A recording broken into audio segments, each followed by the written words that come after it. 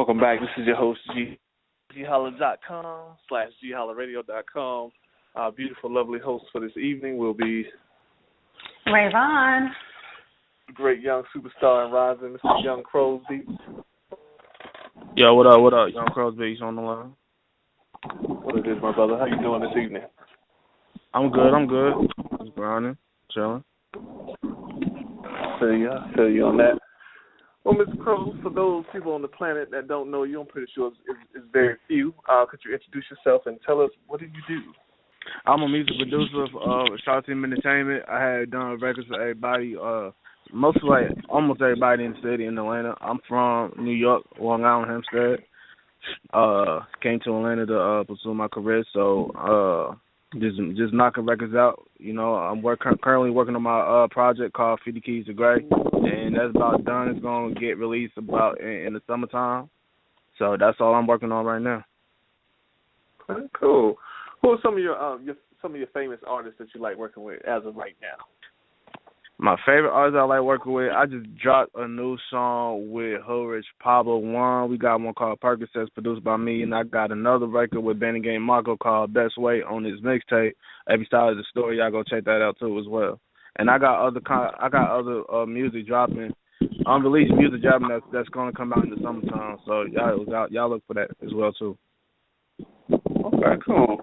Yeah, for all the people out there, fans, real fans, please download legally their music.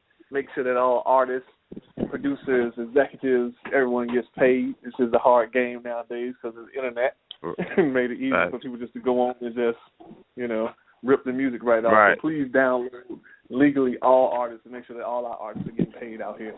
The industry is hard enough. People always trying to take your money, so you got to make sure you get all yours. Now, what started swim music? Was it something you always been into ever since you was? Mm-hmm.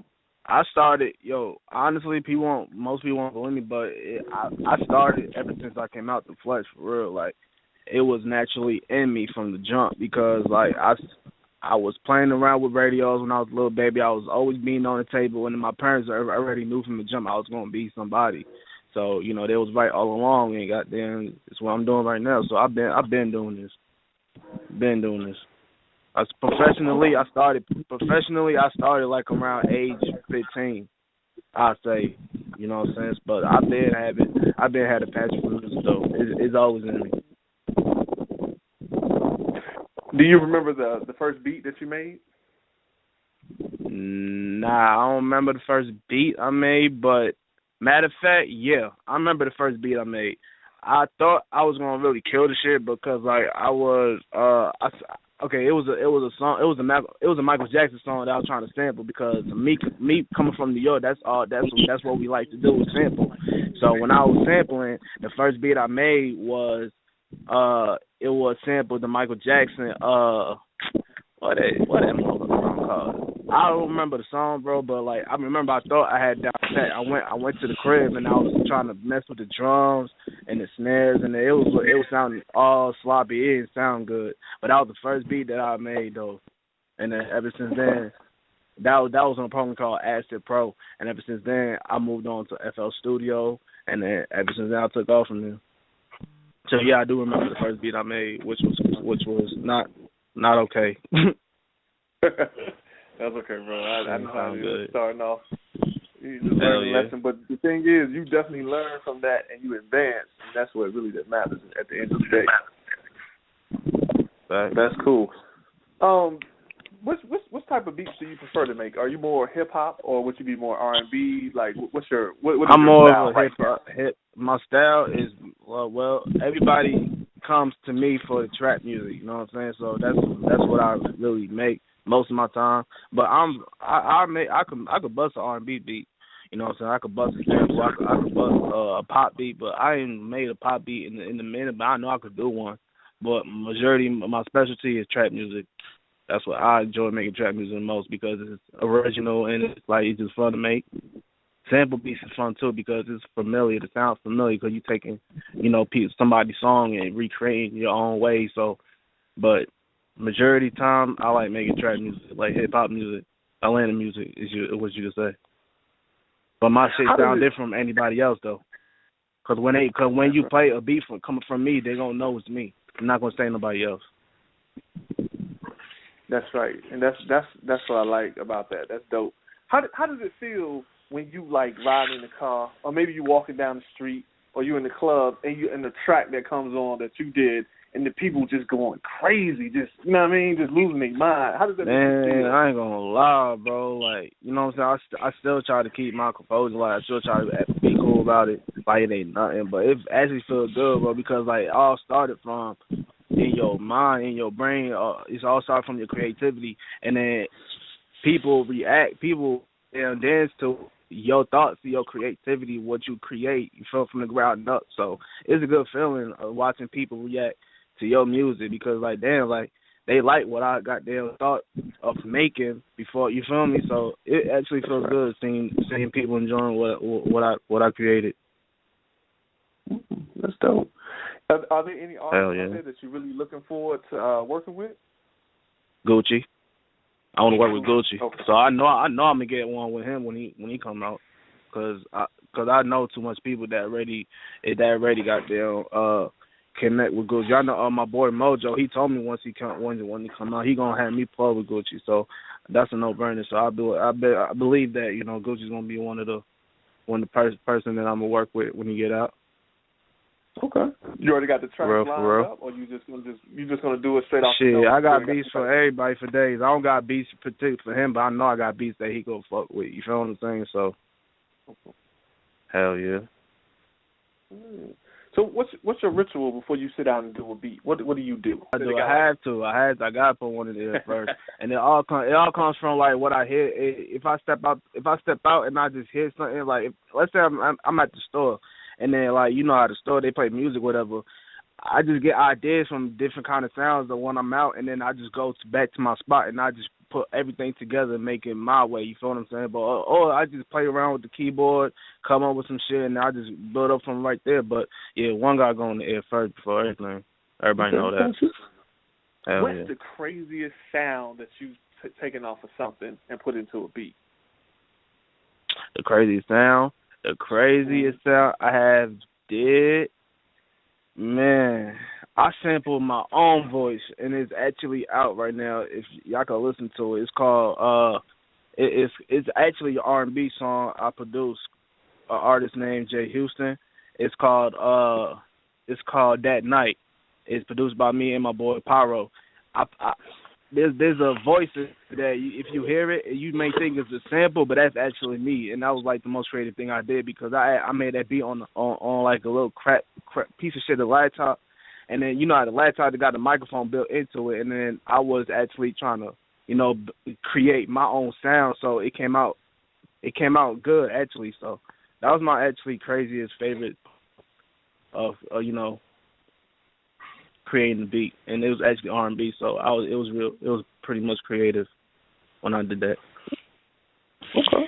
Now, speaking of laptop recording, what's the weirdest place you ever recorded? Because I've met a person before. They was outside in the neighborhood, gunshots going off, cars going up and down the street. They recorded a whole album. You can't hear nothing. So basically, you asked me what was the craziest place I ever made a beat at. That's right. You got it. The craziest place I ever made a beat at, I want to say crazy, but like the most weirdest place I ever made a beat in was like in a car, really, because like really like 99.9% I'm in the studio making beats. You feel me? So if I'm not in the studio, I'll probably be in the car, or I'll probably be in somebody's house. You feel me? Like some normal shit. Ain't nothing crazy though. I made beats and a random. Okay. So your first program you started off with was like what, Fruity Loops, that type of deal? Yeah, Fruit Loops. The first program that I actually started, not being so professional, just all messing around with the shit, was called Acid Pro. But Acid Pro is really not a program to make beats off. It's more of a mixing audio type of program, but after that, I had to move up to FL Studio. Yeah, FL Studio. I think it was FL Studio 8, I believe. But now I'm on 11 now. I'm on 11. I ain't going to 12 though. So 12 just recently came out, and then 12 is kind of complicated to use. So I'm using 11. That's what I'm using. Okay. Do you use any live instruments in your recording sessions, or is it all just through the program? It's all through the program, but guess what? Some sounds in my FL, they are actually like live instruments, like, you know what I'm saying. So it's like it's all programmed in it, but you know there is some live like sounds in my shit that I use a lot, like strings and such like that.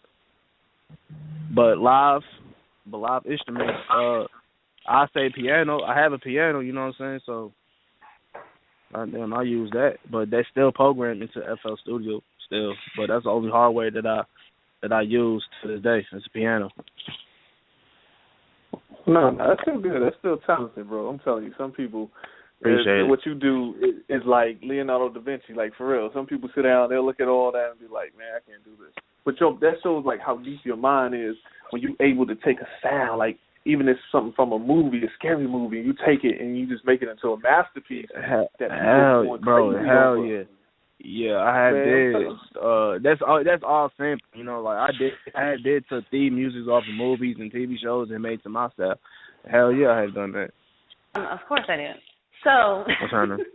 Mr. Young Kros, one thing that I noticed, what really made me reach out to you a while ago.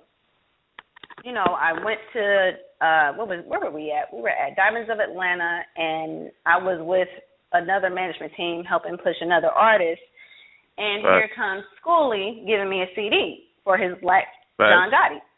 So I go put in Black John Gotti, and I'm in my Infinity, and I put in a CD. Okay, I like this song. I like that song. I like that song. I kid you not. Every time I play I Will Never, produced by Young Kros, is something in me. It's like the instruments and everything that you have in there, like, it's so live. Like, everyone that's listening, as trap as this song may sound, like, you know, breakdown, you know, you even have no girls, you know, busting down in the trap house. But as trap as it may sound, like, if you listen to the instrumental of it, it's like it wows me because I like how you have so many elements to a song that's for the hood. Like, that's what I like when I hear your stuff. That beat is all. These are all piano keys and strings and, you know, percussions. Of course, you know you gotta use percussion to make your shit not. And just random shit, man. You know, I just built that. I made that beat actually, and that was actually my first major placement. That was actually my first major play. That was actually my first placement that I was really excited about because, you know, I've been knowing Skooly that was not really my first song I got with Skooly. I got one before that, but it wasn't released like that. But it was actually my first successful, you know what I'm saying, like placement that I did in my career actually. You know, besides Love and Hip Hop Atlanta, this actually my first actually, you know, placement that I did. You hit it on the head because I was going to bring that up too. Now, with you, one thing that I noticed when you were explaining to me when you made this instrumental, you were pretty much telling me, like, your process and, like, as far as what you try to do different than what everybody else does. Like, I know you were telling me about the keys and the strings and, like, you were showing me different elements of it, and I was like, wow, I was really wowed. Like, what helps you be different from everyone? What helps me from different shit? Listening to my own music, not listening to anybody else, but I still listen to everybody else still. It's not wrong grabbing ideas from other producers and other people. As long as you don't copy their style, that's cool. You can always make it your own style. But when I came up with that, I remember when I came up with that beat, I was just playing around with the piano keys, you know, making a little melody, and I just built it off from there. It was nothing special, just something random that I just did. And then we just got down the next day. I took her to Skooly, and then we just got, you know, Dolph was in the session as well. It was me, Skooly, on Dolph, the engineer, KCO. That was about it. We, you know what I'm saying? We had drinks, we had some good weed, and then we just made a record right there on the spot. It was the next day. With working with Young Dolph and working with Skooly, like, how do you feel when you're working with these particular artists that are pretty much getting up there and getting noticed or getting out there a lot more than a lot of the underground artists that are coming up that you have dealt with? Yeah. Skooly, I've been on Skooly since like for 3-4 years ago. Not like I ain't know Skooly personally when he was in the Rich Kids. started knowing him when he was doing his solo thing. You feel me? Because like I said, me and him already had a record together. It's so it's like, you know, we already had that chemistry and shit like that. Dolph, me and Young Dolph, like it was just a quick thing, like, cause he just hopped in the studio and then like he just did his verse and he had to leave right after that. So I don't think Dolph really actually know who I am for real, but he know the name, he know my name. You feel me? But I don't think that because he just hopped in the studio and like he was actually literally in the studio for like good 20 minutes. And he had to leave, but you know, Dolph don't really stay in the land like that. He don't stay in the studio, so you know he be in the Memphis area. So like he had a dip right after that, and I couldn't stand that. You feel me? Because he was busy, whatever. He was on tour around that time, so it was kind of a blessing to actually catch this nigga on the spot. You feel me? So it was all good. But me and Skooly chemistry, well, we cool. You know, so I could call this nigga anytime and tell him to pull up and shit like that. So. One thing that I noticed, like, with your artistry and everything I do, you always stay focused. You are not, like, everything, even on your media. A lot of people post crazy stuff all the time. I know we have our fun, you know, we get people's attention, but one thing with you stay focused on, like, look, this is a business. I'm trying to push my artistry. If you want to work with me, You know, you're always focused, and at the young age that you are, you know, you still push forward. And I like to see our young black men or young black African Americans trying to do something for themselves, building something out of the trenches that they were built up in. And, you know, that's why, you know, I was excited to have you on, and, you know, the other artists, GD and Slugger, because every single one of you guys, you know, you guys have pretty much really went through it and still persevere. And that's a beautiful thing. Hell yeah. That's right. Secret lady, hold on. Where's the secret lady at? I'm sorry? Are you there? Mystery lady?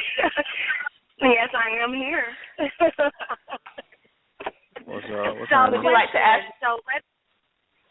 I'd like to ask him a couple of questions. So, in your downtime, what do you like to do? You know, downtown, shoot, catch you watching TV, you know, it's networking, you know, going out, shit, you know, regular shit. But I be in the studio, man. Like I just like to get creative and work and shit like that. You know, I ain't really. So, like, what's some of your favorite shows you like to watch? My show, Love and Hip Hop, because I am a part of that. Not physically, but you know, I do music for Love and Hip Hop Atlanta. Yeah, my manager is the director of the show, so that's how I get plugged in easily. You can catch it on the Love and Hip Hop Atlanta is premiered later on this year in the summertime. So I will have a lot of music on that show. I did Love and Hip Hop New York. That was last year, the last season. So that's my favorite show to watch, actually, is Love and Hip Hop, just because I enjoy watching it, and I know these people, and I'm a part of it. Hold on, quick question. When your song was playing, what was about to happen? Because that was so funny. Like, they put your song on the show, and I remember recording it, and I would put it on Instagram, and I tagged you in it. I forgot what happened after. What's that, the Soulja Boy and what you call him episode, and they was about to get into it because when you talking about Soulja Boy, you talking about Love and Hip Hop Hollywood. I never did Hollywood. I never did Love and Hip Hop Hollywood. I only did Love and Hip Hop Atlanta and New York. I only did the New York Love and Hip Hop. They featured your song on one of the episodes. On Love and Hip Hop Atlanta. Yeah, for one of the last. I'm sorry, there was a scene on Love and Hip Hop Atlanta. There was a scene that actually Love and Hip Hop New York. There was a scene that Cisco, if y'all know who Cisco is, he's still doing his thing in the show, but he premiered a song that I produced that he played for. I forgot the girl name that he was messing with in the show. But they was in the studio together with such and such, and then she was playing the track that it was dedicated to her brother. I feel like, her brother that he died, and then he began to play a song that I produced. That the song was actually about. I don't remember actually the what was the. I don't remember the cause, but he did play the song in the studio in one of the scenes, and then that was actually the song that I produced. And the one Love Hip Hop Atlanta, you know how you hear like all the instruments in the background and stuff like that. You'll hear some of my beats on that stuff. Because I think it was the one for the Atlanta before they started doing the Hollywood one. I can't, Lord, if I could remember exactly what it was. I wish I could. But I think it was right before some drama happened with Jock or somebody. I can't remember. I was like, man, I wish I could remember that moment because, the song started playing. Okay. I did do. Okay, I remember shoot. that. Jock was in the studio that one episode, and he did play. He was trying to lay a hook down, I guess, and then he was just playing the instrumental that I produced as well. And then I remember that. What's that girl that Jock was messing around that time? She came in the studio. And what's her face? No, it wasn't Carly. I don't think it was Carly. It was somebody else, but I don't remember. But yeah, that's basically it. Like I've been a couple episodes. Yes.